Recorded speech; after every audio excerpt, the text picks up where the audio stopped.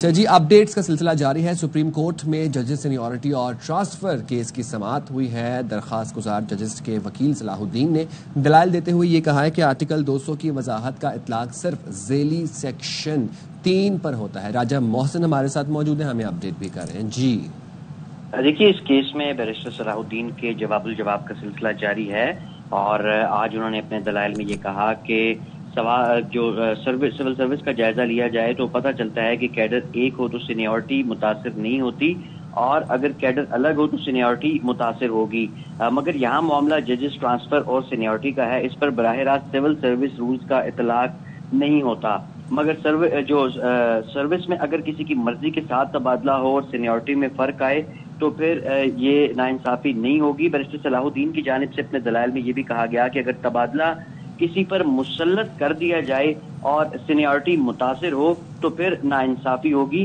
اس کے ساتھ ساتھ ان کی جانب سے دلائل میں یہ بھی کہا گیا کہ اسی اصول کے تحت انڈیا میں ججز سینیورٹی ٹرانسفر کے وقت ان کے ساتھ چلتی ہے، کیونکہ ان سے پوچھا نہیں جاتا۔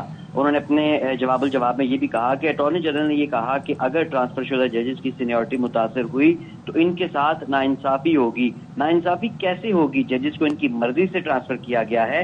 ابھی 2 ہفتے پہلے ہندوستانی ہائی کورٹس میں ججز ٹرانسفر ہوئے۔ صلاح الدین احمد کی جانب سے یہ بھی کہا گیا کہ دہلی ہائی کورٹ میں سینئر پیونی ججز کو کرناٹکا ہائی کورٹ کا چیف جسٹس لگایا گیا۔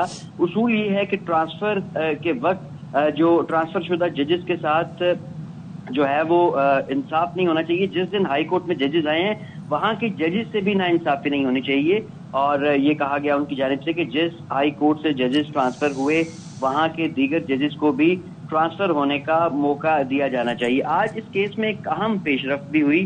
ایڈوکیٹ جنرل پنجاب امجد پرویز نے متفرق ایک درخواست دائر کی۔ جسٹس صلاح الدین پوار نے سوال کیا کہ ایڈوکیٹ جنرل پنجاب نے کوئی درخواست دائر کی ہے۔ امجد پرویز کا یہ کہنا تھا کہ میں نے 1947 سے 1976 تک ججز ٹرانسفر کا جو عمل ہے اس کی ایک مکمل تاریخ پیش کی ہے۔ ہم اس کیس میں فریق نہیں تھے۔ 27 کا نوٹس ہوا تھا۔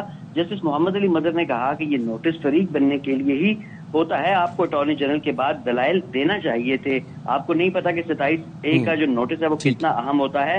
اب یہ کہا گیا ہے کہ بیرسٹر صلاح الدین کا جواب الجواب ختم ہو تو اس کے بعد جو ایڈوکیٹ جنرل پنجاب ہیں انہیں سنا جائے گا۔ اس وقت بھی سپریم کورٹ آف پاکستان میں اس کیس کی سماعت کا سلسلہ جاری ہے۔